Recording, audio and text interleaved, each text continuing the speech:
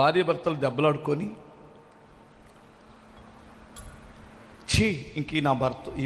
ఈ భర్త వద్దు, ఈ భార్య వద్దని పోలీస్ స్టేషన్కి వెళ్తే భర్తని పిలిపించి తిట్టి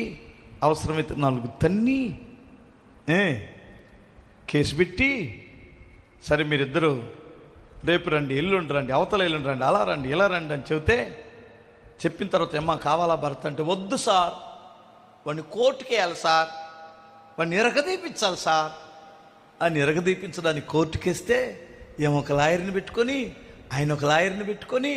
3 సంవత్సరాలు పొద్దు గూకులు కోర్టు చుట్టూ తిరిగి తిరిగి తిరిగి తిరిగి తిరిగి ఈ లోపల ఏమో నీతి కలిగి బ్రతికే బిడ్డ అయితే ఆ ఇంటి పక్కనోడు కదిలించడం, ఆఫీసులో కదిలించడం, చుట్టుపక్కల వారి కదిలించడం, బంధువుల్లో కూడా నీకు అండగా నిలబడడం అని కదిలించడం, ఈ దుర్మార్గులు పోడుగు తట్టుకోలేక అయ్యో నా భర్తే బెస్ట్ అనుకునేసరికే ఈ గ్యాప్లో వాడు ఇంకొక దాన్ని పెట్టుకొని, అర్థమవుతుందా, వాడు సెటిల్ అయిపోతాడు అక్కడ.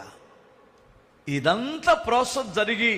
అంతా అయిపోయేసరికి అప్పులు పాలై, భర్త అప్పులు పాలవుతాడు, భార్య అప్పులు పాలైపోయింది, సిగ్గుపోయింది, సమాజంలో అంతా కోల్పోతాడు. కానీ